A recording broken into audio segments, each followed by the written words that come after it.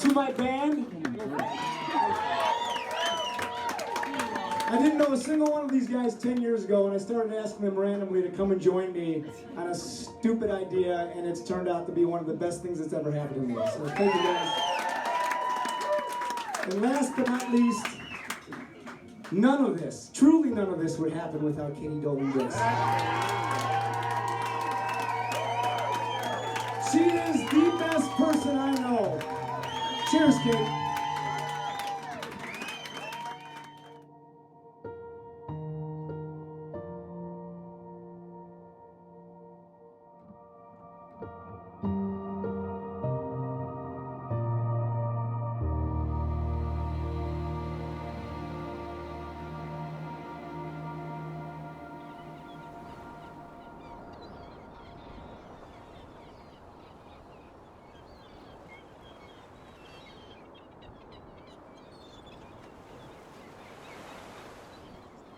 Band's been together for 16 years now, group from Mount Prospect. It all started with a TV journalist, inspiring Ken. Ken got us all together. We're here at the Cliffs of Moher. I have to be careful not to fall off the edge or throw myself off if Ken sings Falling Slowly again. I might do that. This is our fourth trip up to Ireland now, and after 16 years, I'm fortunate enough to have 30 people with me and 200 other people coming from Mount Prospect to have fun with us up here. It's been an amazing journey.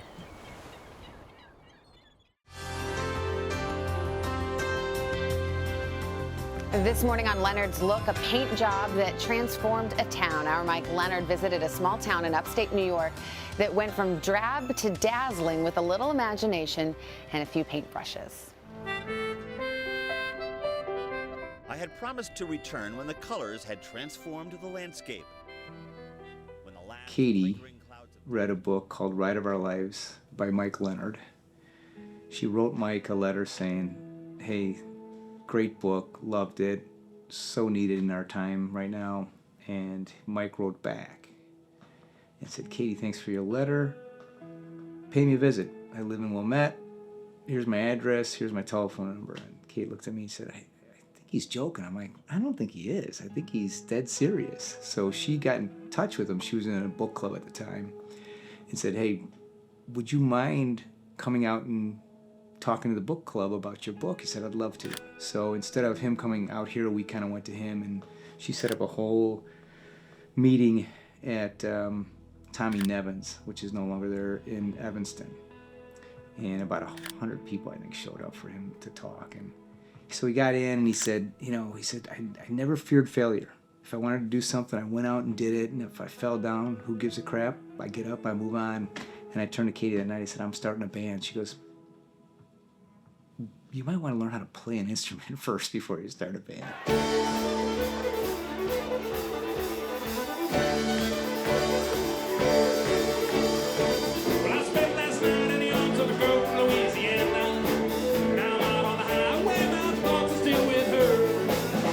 Mike Deppa, my role is a bass player. Hi, I'm Joe. I play guitar and mandolin. Todd Newley, sing and play harmonica.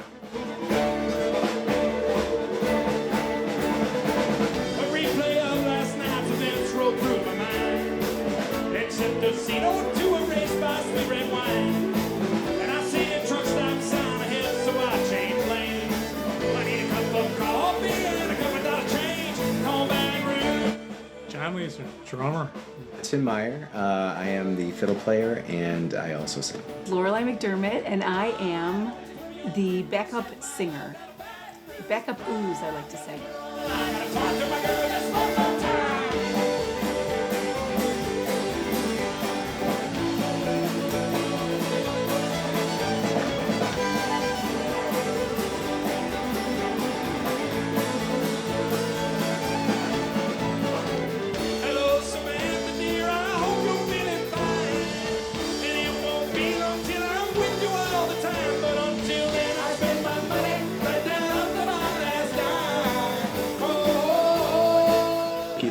I am the keyboard player and late night singer. Pat Maroney, loose end on guitar. Ken Dix, and singer and acoustic guitar.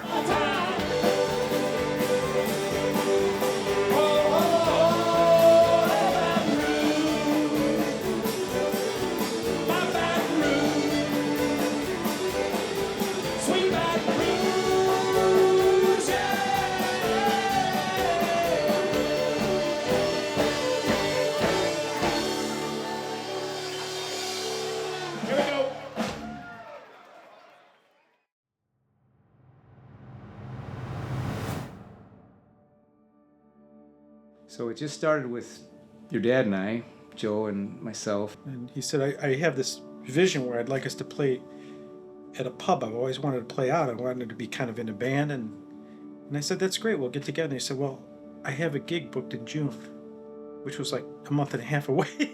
And I said, well, no.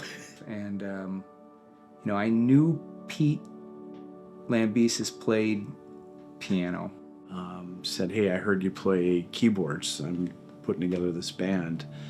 And I said, no, I don't play keyboards. I played piano as a kid, but I don't play. But I just bought a guitar and I'm taking lessons. And he's like, yeah, no, I've already got too many guitar players.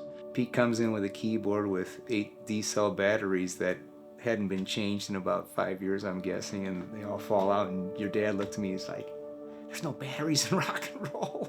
And I had not met your dad, and I thought, from what I had heard, that he was Ken's guitar teacher. First practice, Todd shows up, comes down to the basement, and takes a swig out of the bottle of Bushmills, right out of the bottle. Pops it open, takes a swing, and then he ripped out Folsom Prison Blues, and I'm like, damn, this might work. Let's effing go.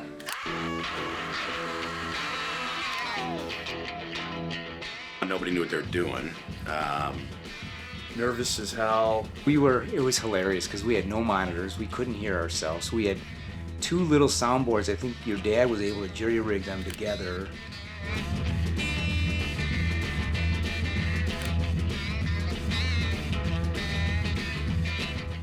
We had to have 8 different people get up and sing songs that night. So it wasn't like there was a band. It was just more of a, kind of letting other people sing various songs. So it was an interesting night. You come up sing, you come up and sing, you come up and sing. And I was just worried about playing and sounding proper and having the sound together, and it was just hard. Nothing compared to that night, that first night. It was insane. There were so many people there, and it was just the love in the room. I mean, the love what we got was just crazy. The place sold out of 3 different kinds of beer that night. I think the best part about that night was I think there was like 7 or 8 people that left their credit cards at Peggy's that night and had to go back and get them the next day. So people were wound up. It was fun. And my buddy turned to me and said, tell those guys not to quit their day job. And I was a little offended at first, and I listened to this. I'm like, yeah, he's right. I mean, it was a lot of fun. It was scary as hell, and but that's Ken. He is fearless that way. He'll go do stuff. He doesn't care what, as long as he's having a good time, and that was a good lesson for me. So yeah, just really nervous, but it was so much fun. I remember telling Ken afterwards, I'm like, we got to do that again. We got off stage, we had 20 songs, that's all we had. Everybody kept yelling encore, and we were like, yeah, we got nothing. We don't know another song. So we got off stage, and Pete looked at me and says, this cannot end. We're still chasing that first night and the excitement of that first night.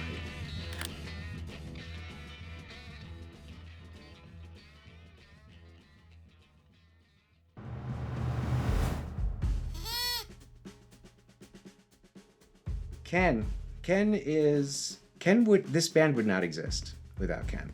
And I mean, even to this day, I don't think this band would exist without Ken. He is the instigator. He is the activator of the band. He's out there. He meets everybody. He creates opportunity. He's really the heartbeat of the band. Ken's an arrogant peacock. All he wants to do is be able to get on stage and say, look at me, look at me, look at me. And it really sounds like a croaking 10 half the time. Deppa, probably one of the best musicians in the band. You know, can play bass, can play lead guitar, plays without cheat sheets. He just plays by feel. Deppa, I just don't think Deppa's very smart. And that's why he can only play like three notes at a time. Johnny, he was such a surprise for me to get into the band because I'm like, okay, so he plays drums. I had no clue. He's so talented, and you know, I love my dad, and he played drums great for us, but Johnny just brought it to a crazy different level. John's supposed to be smart, professor, but it's clear that drummers, you know. Lorelei's a sweetheart, and you gotta love that flute. You gotta love her voice. I got started with Lorelei too. Before we even knew each other, we used to sit up front in church listening to her sing, and my kids would like behave, you know, listen to her sing right there in front, you know, in front of the music there. And I've always told her, I mean, I'm not an emotional guy, but she can make me cry. I mean, it's unbelievable with her voice. She's got that power. Lorelei clearly wants to be the leader of the band. She makes it, you know, like she's so nice and everything else, but it's clear she wants to run the thing herself. Pete was one of those people who didn't play when Ken said you're going to play, and Pete's gotten damn good on his keyboards, which is kind of cool. And Pete has a really good gene for understanding good music. Pete, you know, listen, I think he plays with his pinkies because what comes out of that keyboard sometimes, well, it sounds like a circus organ. Eeyore. What could I say about Eeyore? The guy with the tele, all I could picture is him in the corner, staring back at the band, having a good time, looking out into the crowd, dancing around his pedals. He has these funny moments sometimes, but he helps, in my mind, create the vibe. Like when he's having fun, it radiates. Joe, half the time he starts playing a guitar, I think someone's killing a cat, you know, and multiple cats. Tim is an incredible musician. It's in his bones too. He started when he was very young, and he lives and breathes music and creativity. He's a designer. He's extremely proficient. He practices. He executes. I'm surprised. I was always surprised that he would play along with us because he is so good. Tim, I can't really say anything bad about Tim. He must not have very good hearing because I don't know what keeps him around. Pat is the kindest man, always looking for ways to help other people. And he oftentimes comes through in the clutch with his guitar solos. I don't know where Pat came from. You know, I thought Pat was gonna help pack up equipment one night, and then he just kind of never left. So. Todd. Todd is hilarious. He's so sweet, and really, Kathy is the most wonderful person in the world. So, Kathy has rubbed off on him. He doesn't do it in public, but in private, he's very sweet. Do you need anything else?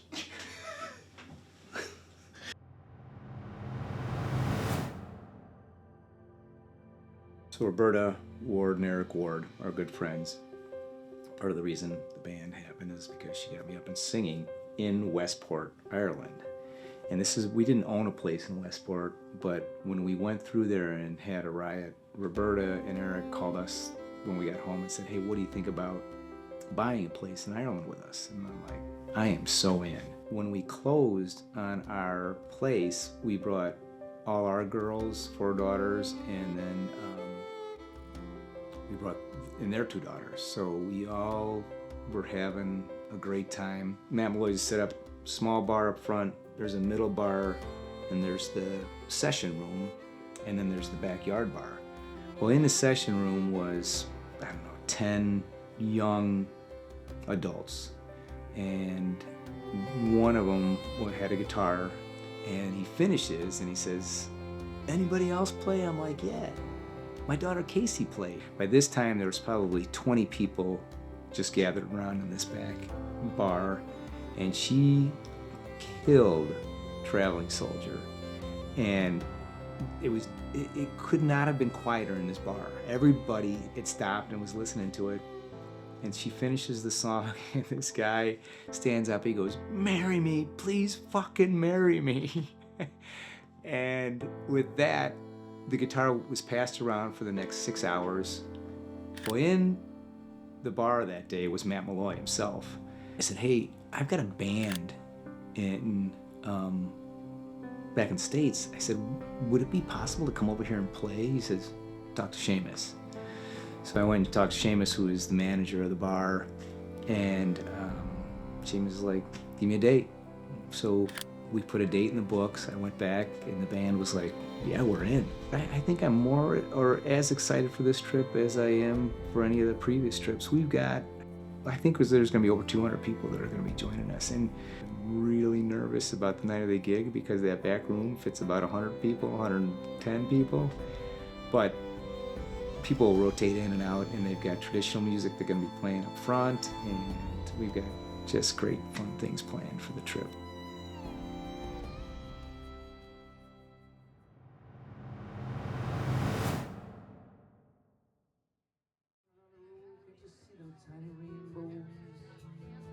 It's not really a prism, just kind of broke a funny way. I was on my way from Dublin, I was heading to Clue Bay.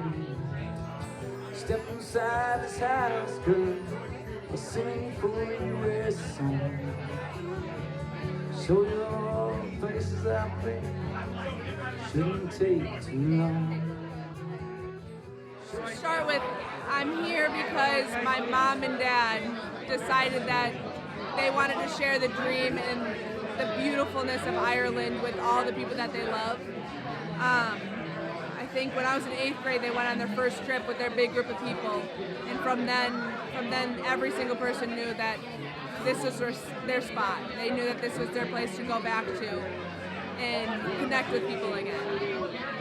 And I think that's kind of what the band is all about. My dad started it when I was 8, and from then it's been a place of connection for not only the band but the people in our town and the people that they loved, and family and friends to come together and just dance and sing and forget about everything else in the world and just have a good time.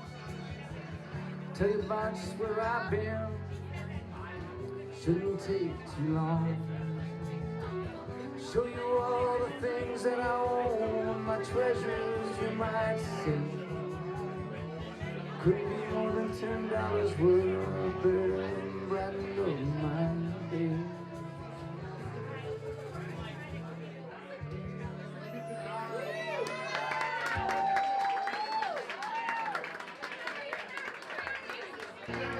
What a shout out and massive congratulations, and we're going to get the 2 up dancing for later on.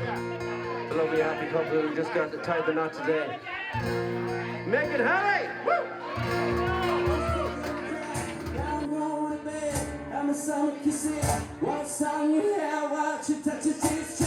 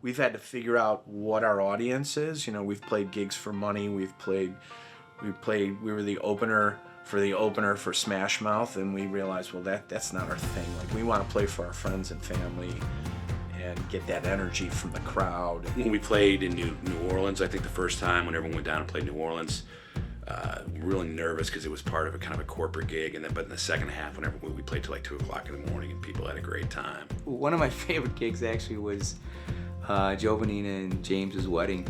It was a young crowd, obviously. We had no idea if anybody was gonna just get up and dance at all or walk to the bar and forget about us. And that night, that group was just on fire. And it just, when that happens, it's when the crowd's into it and they're moving. And we always say, if we can play in bars with low ceilings every time, it just seems to be the magical trick. And I love playing like Friday on the Green, the outdoor gigs, but if you get a bar full of people that are just ready to party, there's nothing better.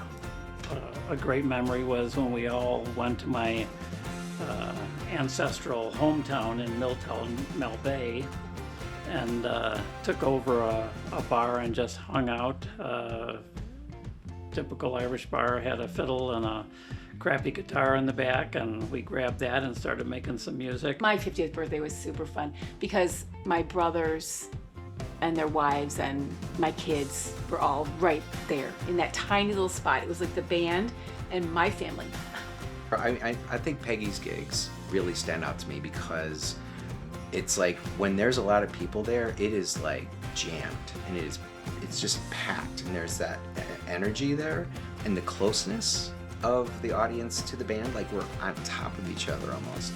Had us play up in Wapaka a couple times, I think. And he would rent out the Big Chief, I think it was called, which is a huge paddle wheel boat, party boat. Have like 100 plus people on there. People bring food, alcohol, and the band would play on the main level, and we would just cruise up and down the chain of lakes, and that was really fun because just like bar gigs, places with low ceilings and a captive audience can be a lot of fun. It's a good recipe to have a good time.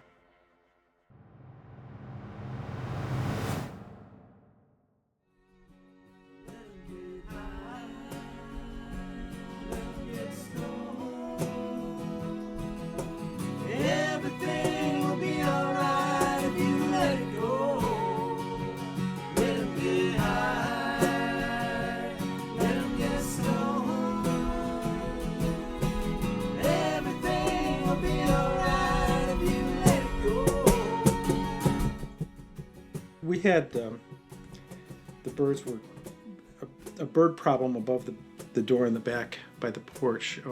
All these sparrows were turning it into a condo right outside the door of the house, and it's probably about, I don't know, 10 feet up. I got the aluminum ladder out, and it's an old aluminum ladder, and I was reaching up. I was only up 4 or 5 steps and trying to get in there to clean it out, and the ladder just twisted like that. And I fell and had a double compound fracture and ended up with my bones sticking out of my arm. I got lucky that I got to the phone. When I looked at my hand and saw the bones sticking out, I'm like, oh shit, here's a problem. And your dad called, and he had panic. He said I think he thought he was calling you, maybe, or he thought he was calling somebody else, but he speed dialed me. I hopped in the car, went over there, and there was a fire truck and an ambulance already there. And I walked in the front door, and he was laying on the floor with a compound fracture, and they were treating him, and he was kind of in shock. I think one of the ambulance drivers says you might not want to see this, and of course I looked, and his arm was fractured, And then we went to see him in the hospital after he had surgery, and you know, it was really, really a serious deal, right? So I don't think we knew if he was going to be able to come back and play again. I think it's a real credit to him that he worked so hard to do so. I know he feels a little bit, you know, it still bothers him. He can't do the things he did before he hurt his wrist, right? Stick with me, Jesus, till the end of time. Shine down the light on me and let me know. Take me in your arms, never let me go. Let him get high, let him get stoned. Everything will be alright if you let it go. Incredible how he came back from it, because I know I talked to him and he was like, you know what, I just want to be able to function in life, you know, let alone play a guitar. I can't believe he plays guitar now after all the surgeries he had and such. You know, what I remember is just all the apparatus on his hand for so long, and how determined he was to get back. He wanted to do it. He never really felt like he wasn't going to do this again. What I heard from him, I'm sure there were dark moments, but he was coming back. One thing I give myself credit for is I am a musician in the soul. I can hear music, I can replicate music, I can play it on a piano if I hear it. You know, I can, if there's a melody, I'll find it. If there's a, you know, I've always been that way.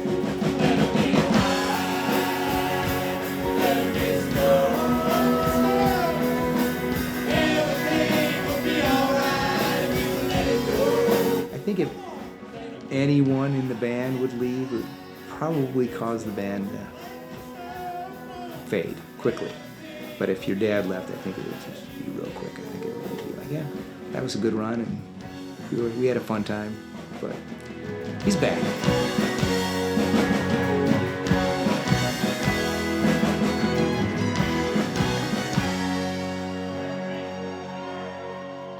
Joe Cornelius, everybody.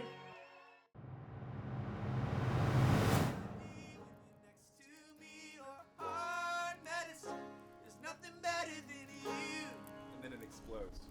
Your love is like.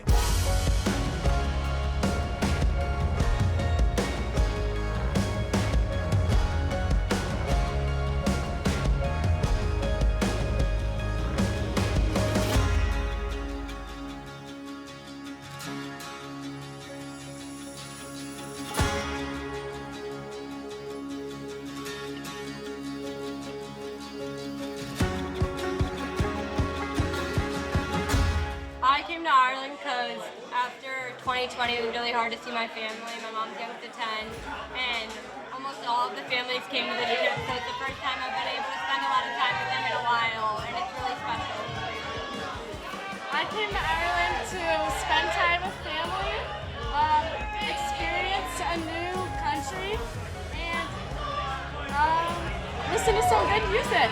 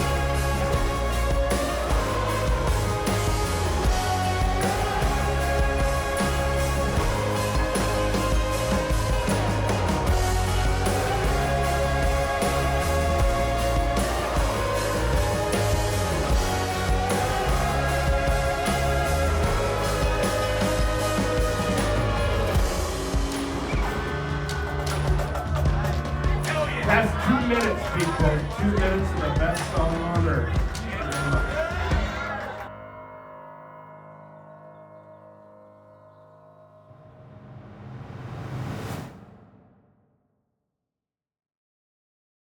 Matt's a talent. He knows his vocal range is ridiculous. He's just got a great, beautiful voice.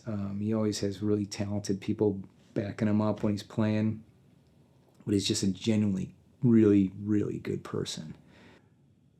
He could sing the shit out of any song. I feel like his range is incredible. My favorite story about Matt Riley is it was a Sunday. We get there, it's a Sunday evening, people are watching the football game or something, or whatever it was, in spring, it wasn't football, whatever it was. Everybody's kind of mellow, and he starts and he works the crowd into, by the end of the night, they're all going crazy. The crowd, I mean, it was just, they were going nuts. And he got him there, and I had a lot of fun that night, as much fun as I've had anywhere else. It's a lot of fun. When he came over, we actually brought him over one year to play our Irish Fest. And I went over to play the Mount Prospect Festival. And I went over there, and my name was on T-shirts and posters and everything. I was like, what's going on here? I thought I was only playing like a secondary set or something like that. And they're like, oh my God, you're the Matt Riley from like Ireland, and like, oh my, world renowned. And I was like, world renowned.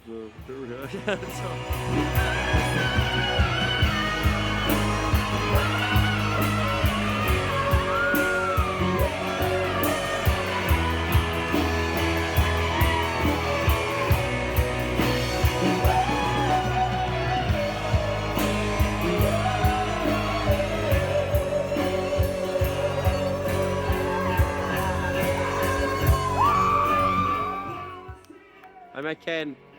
He was over the first time he was over. We just finished a gig just up the road, and we were chatting afterwards. And they said that they were doing a gig in the next few days. Is there any chance they could rent gear off us? And we were just like, we need to rent it. Just borrow it off us. We're musicians. We take care of our own around here.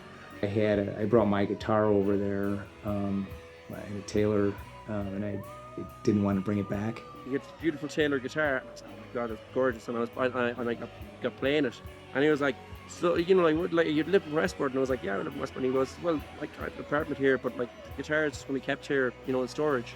Why don't you keep it? And I was like, sorry, excuse me, what? I mean, like, this amazing guitar. And he just gave it to me. And he just goes, look, you hold on to it. We'll be back next year. I'll use it again.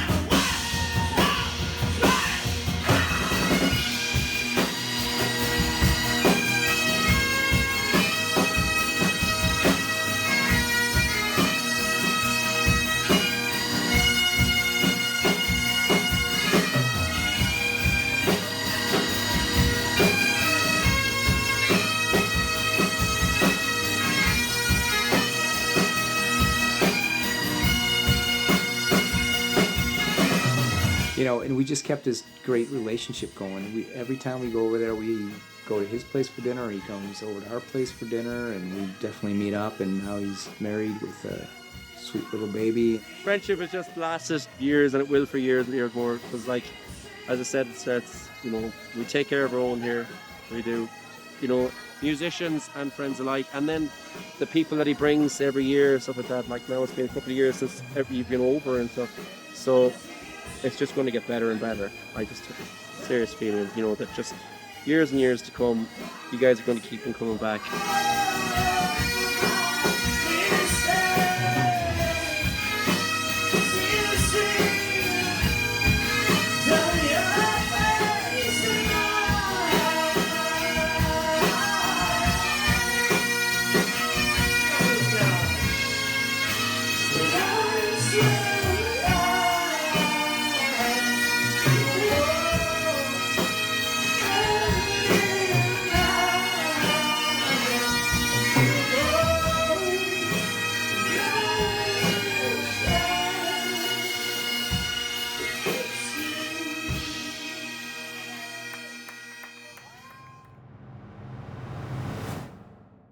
We changed the name for every gig.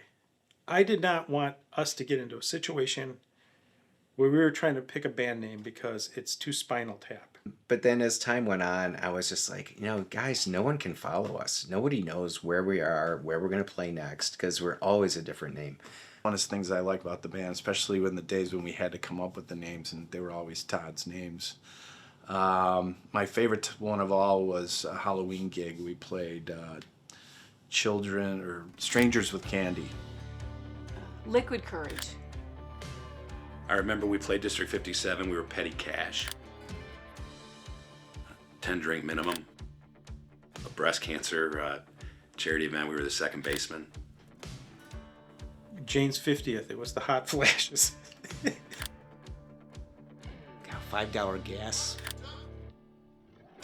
David Petraeus was under investigation and we had to play a gig, and Todd's like, we're going to be the Horny Generals. And I put us all in military uniforms, and I photoshopped our faces into all the military guys. Tammy Miami and the Love Handles. What ended up happening with us is, as we got these gigs, when we get the call next year, hey, we want you to come back and do this gig, they would just book us under the same name as the previous year. Makes sense. Why would you assume a band would keep changing their name? Who does that?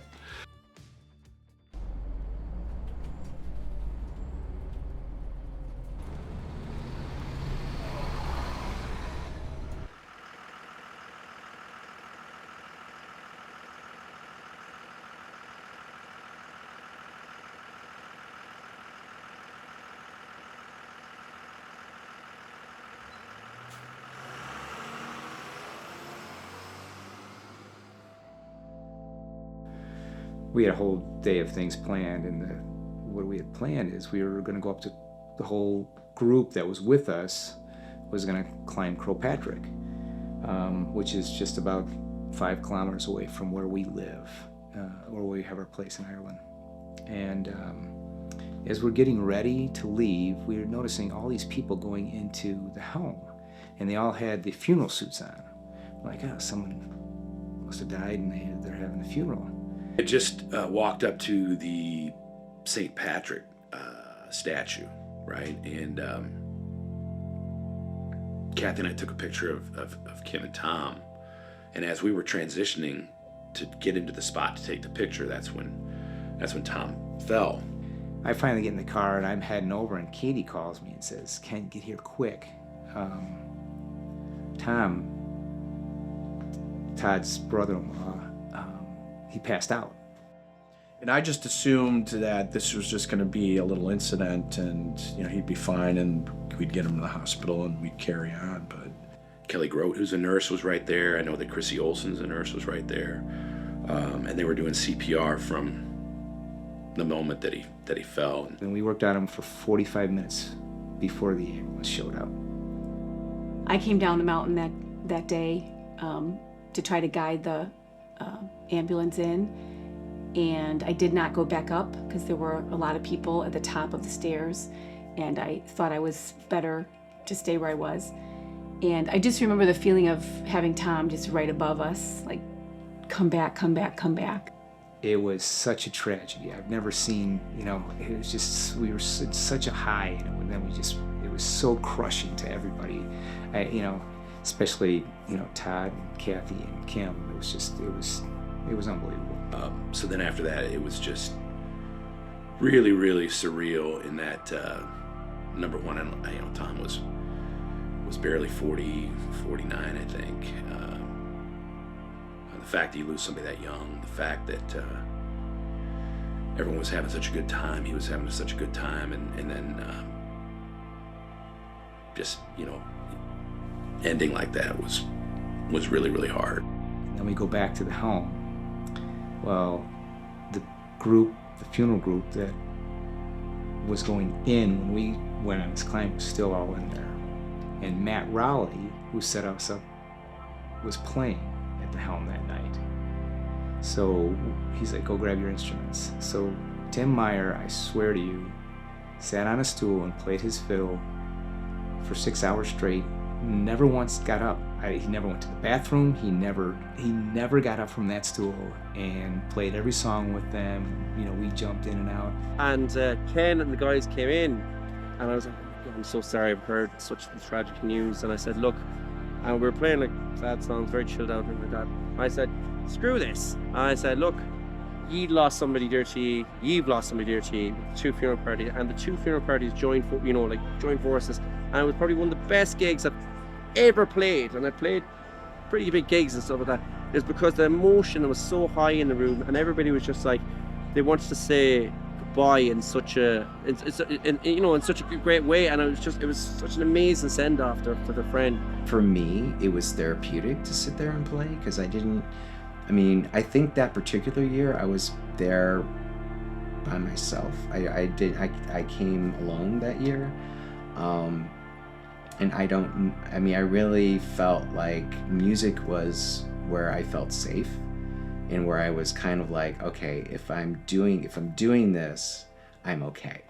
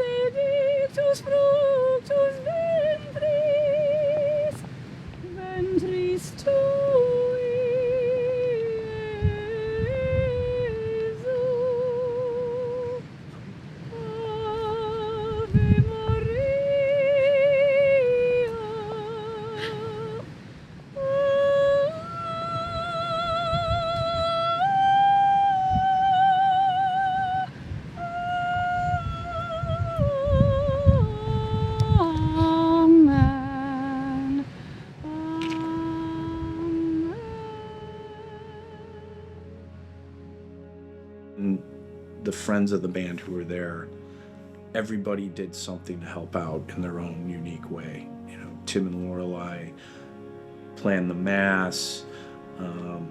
Katie's brother, ex-Navy SEAL, was doing all these things behind the scenes. The wives were helping. Tom's wife, Kathy's sister, and just everybody was trying to do something, and everybody was contributing, and it just brought us that much closer. It was so otherworldly. There was something about it that was just transformative, and I'll never forget that. That was like a major experience for me. Yeah, it was, I would never, ever, ever want to experience it again, but it was life-changing, and I'm, in a way, very lucky to have been there to just have gone through it, and what happened after that in the town and with the band and the people in the town. It was very touching, very real experience. I guess I felt like we were all pretty tight when we went on that first trip, and then it was like a string that just drew you together and just tied it in a strong knot. That kind of experience changes you, and it and those people that were with you in that moment are, they are connected to you in a way that you're not connected to other people in that way. You're just not. I think anybody that was there would say, it was horrible, but where it happened and what happened afterward and bringing everybody so close together, we were glad we were there for that experience. Not that we ever wanted that to happen, but it was just something really special came out of it. And I think it brought everybody that was with us super close together. And, Katie puts out a poem every year to the group and says, because it was more of like, I'm not in the past, I'm not in the future, I'm here right now, this is who I am. Live this moment. I think it solidified some friendships for sure. I was friends with people before, but when you go through something like that, it brings people together in a way that you appreciate friendship.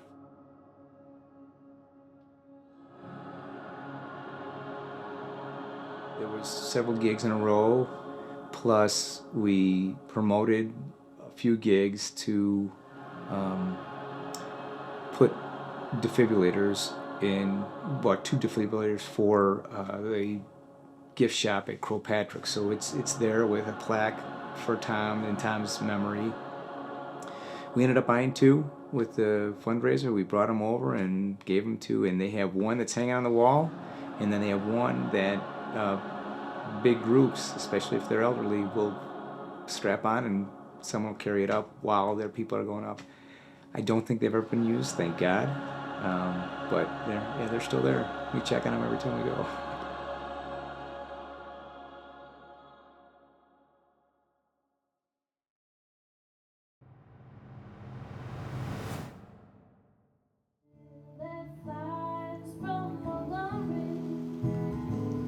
Make me a poster of an old rodeo.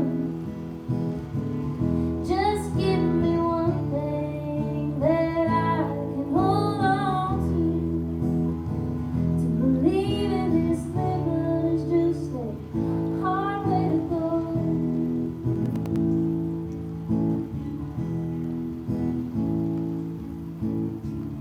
There's flies in the kitchen.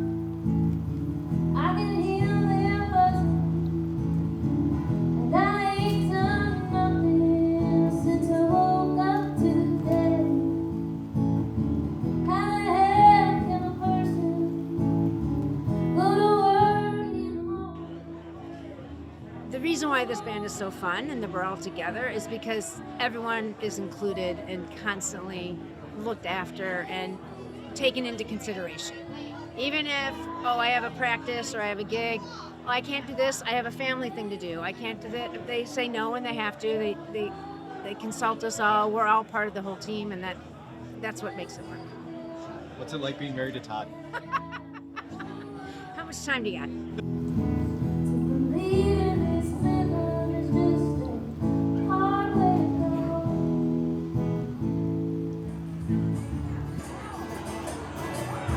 Looking back on my life, think the most of it's on time. I wish I spent all time listening to music go now. If I should let it on my lips away, are you where I go? If I should let it on my lips away, are you where I go?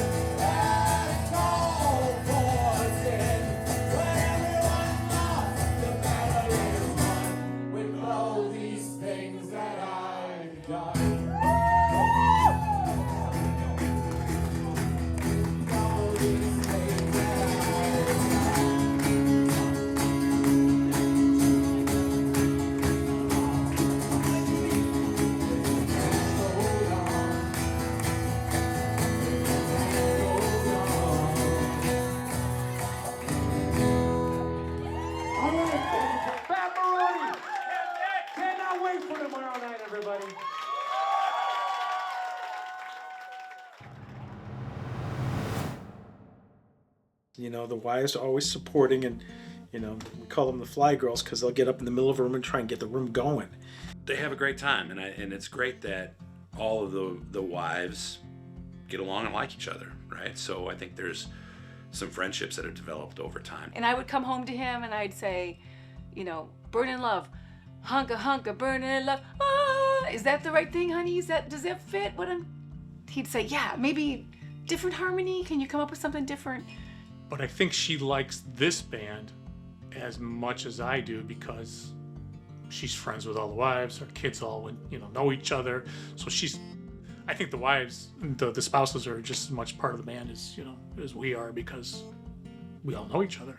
She is so patient and gives me the time to do these things and to have this hobby.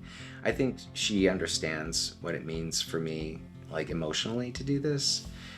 You know, so many nights, hey, I'm going to band practice. Can you put the kids to bed, or can you do this? Can you do that? They've been super supportive. Couldn't have done without them. And Tina actually had a song written about her. Tina mows the lawn, and basically the premise of the song is Tina mows the lawn and does other chores because Mike is too busy acquiring instruments and things like that over on Craigslist and wheeling and dealing and doing probably things he shouldn't do all the time. So that was kind of funny. I think she's thrilled that I get to do something that I love, and because she's a generous soul, she's very supportive, and so where we've gotten together at our house with the band, that's usually been her idea because she's always thinking about doing something fun. She's really the same as I am, kind of like blown away by how amazing these people are. She's like me. She loves the guys in the band, loves the spouses that are in the band. We call her Yoko Ono because she will be brutally honest if something is not going well or I'm practicing something. I think my favorite line happened recently. We just did a wedding for a friend of ours that got married, and he wanted us to play an Ed Sheeran song, and I was practicing it, and practicing a lot because I was having a hard time with it. And she walked into the room and she said, "Ken, if you play that song at the wedding, you will ruin the wedding."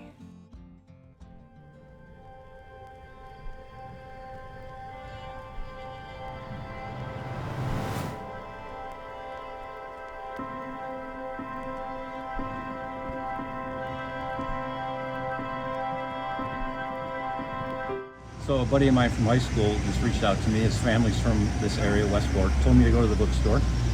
Seamus Duffy asked for Seamus, which I did. So I met my buddy from home, his cousin, shared a photo, sent him the photo, and as we were leaving, he says, if you want to hear some good music tonight, you should go to Matt Malloy's. They usually have some good music Thursday nights. So I explained why we're here with the band, so he said he's going to come by and have a pint with me there. So pretty cool.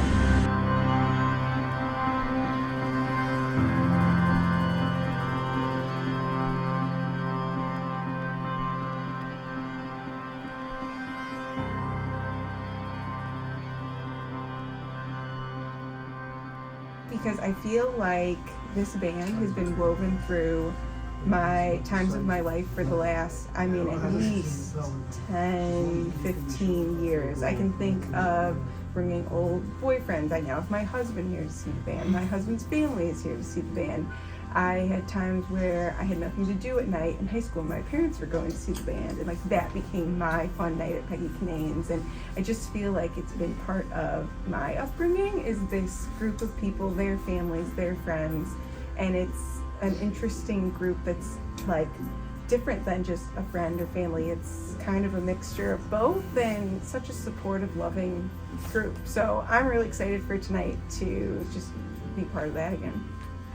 Yeah, coming to these shows, there's nothing like it. I love live music, and I go to shows everywhere, and I can say that these have just an energy to them that you really have to be a part of to understand. And it's a combination of it being, years and years of this community coming together to celebrate, just the live music and the fun of it all, and a good pint of Guinness. But I think beyond that, it's about the the ability to come to these things and know that you're going to be welcomed with just open arms, and whether you've been to a show before or it's, you know, your 15th or your first one, it's always going to be just the best time. And every time I come here, I find myself just wishing that I could redo the whole night again and play it over. And that's what these feel like, is that opportunity to relive those best nights.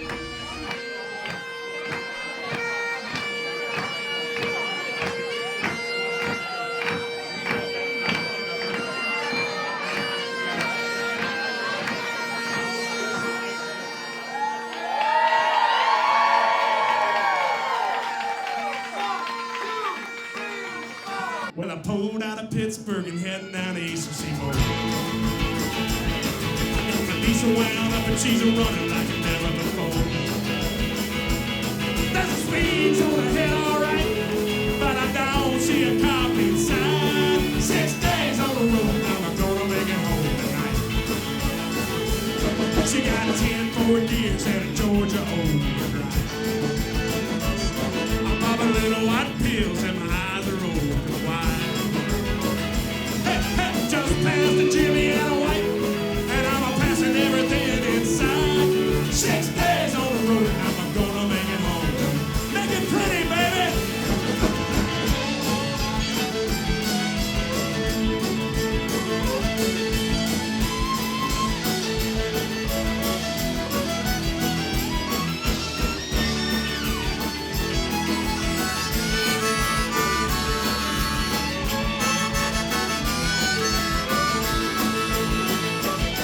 Well, it seems like a month since I kissed my baby goodbye. I could have had a lot of women, but I'm not like some of the guys. Could have found someone to hold me tight, but I can never make believe it's alright. 6 days on the road, now I'm gonna make it home. Well, the FCC is checking on down the line. I'm a little overweight and my logbook is way behind. Nothing bothers me tonight. Well, I can dodge them scales all right. 6 days on the road, now I'm gonna make it home. Here we go.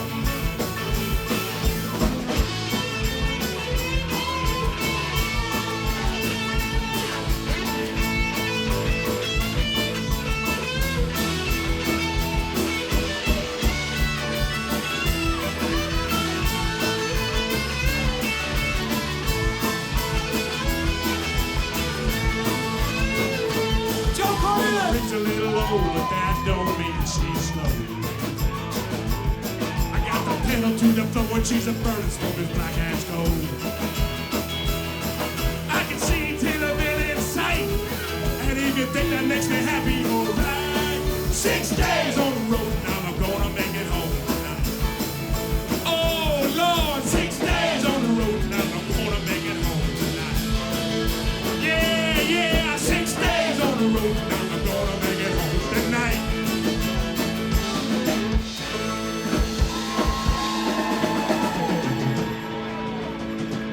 I said let's play!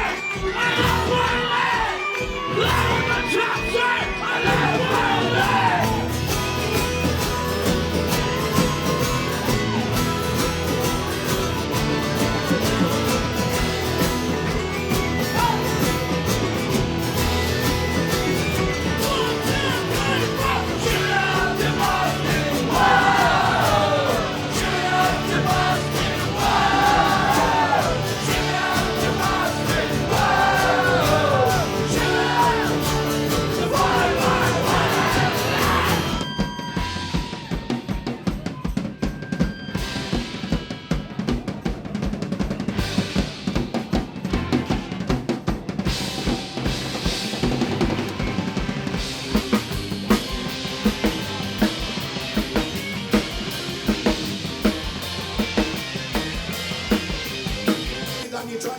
She said no way. Girls are thinking, girls are sinking. You want the guy who brings home the bacon. Got no money and you got no car.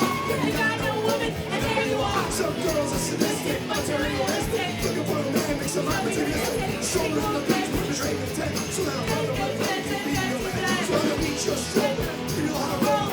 Everything you have is yours now. got stolen. Chick walks up with something to prove. You know what to do, say bust to me. Let him get high, let him get stoned. Everything will be alright if you let it go. Let him get high, let him get stoned. Everything will be alright if you let it go. Oh, my heart was aching, my hands they were shaking, boys are crying all over me. Oh, my heart was aching, my hands they were shaking, boys are crying all over me. Son of a bitch, bring me a drink. One more night, it's can't be me. Son of a bitch, I can't get clean. I won't ring my bell. Son of a bitch, bring me a drink. One more night, this can't be me. Son of a bitch, can't get clean. Ring my bell. Here we go.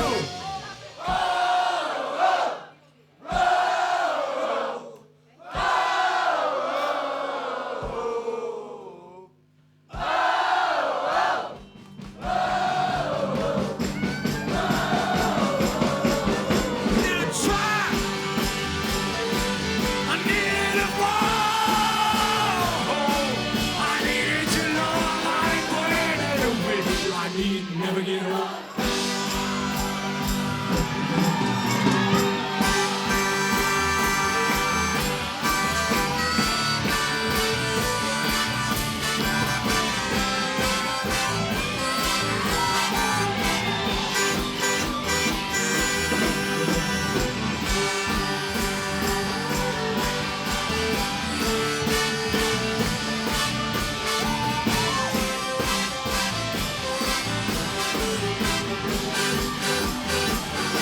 Just take on our town,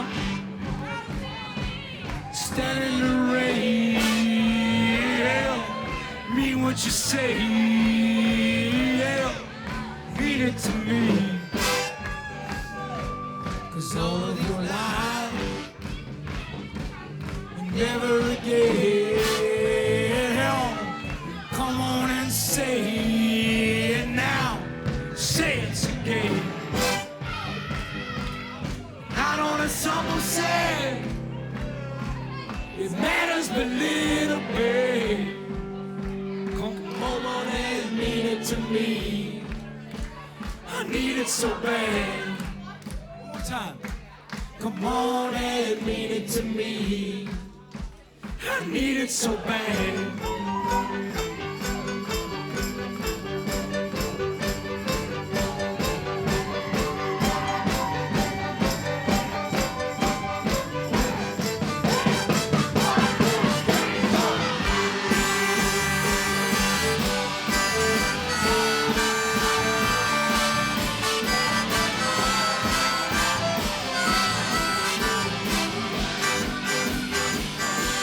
I needed a try. I needed a fall. I needed to know I'm forever new. I need to never get old. I said I needed a try.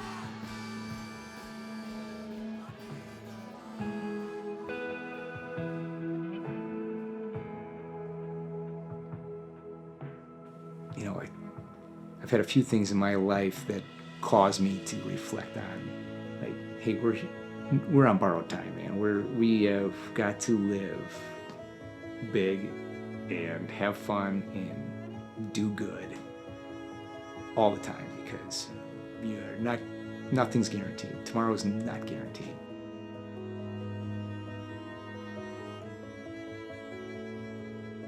The things we've been able to go do, the things we have done, the things that I personally would do that I never would have before. All these people we're all gonna be together to the end.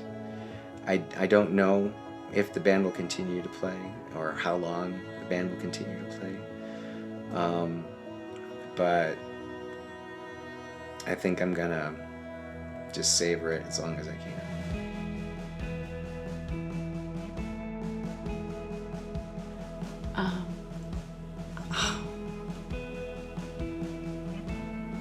Another 15. As long as people will have us. But I can't imagine not doing it. And obviously one day it's going to happen when we won't be able to do it. And I'm going to really rue that day.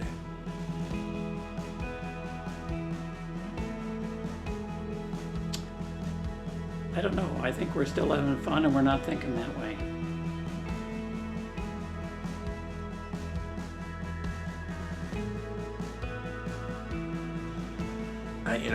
I don't know. Things can change quickly, but I hope it goes forever.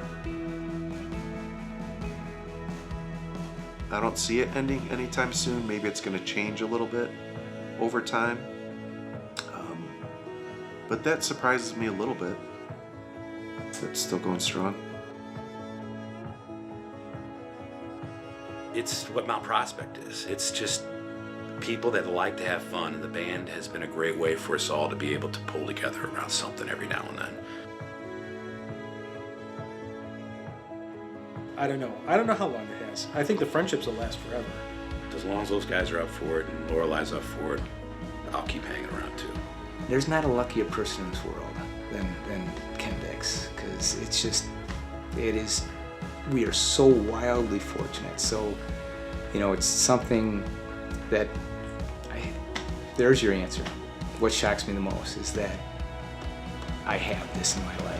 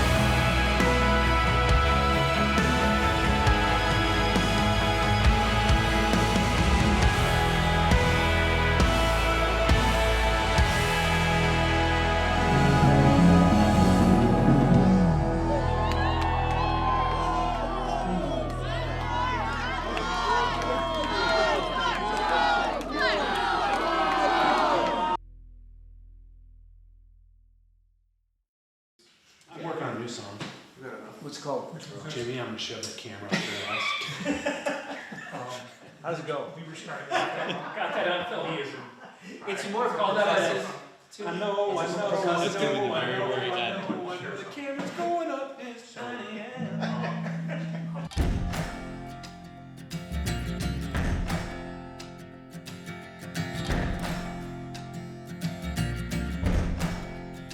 You gotta find your people, the ones that make you feel alright, the kind you wanna stay up with all night. You gotta find your people, the ones that make you feel whole. They won't leave your side when you lose control. The ones that don't let you lose your soul. You gotta find your people, the ones that get the joke, who understand what you're saying for a word is spoke. You gotta find your people that put the needle in the groove. When you're together, you got nothing to prove. When you're together, you got nothing to lose.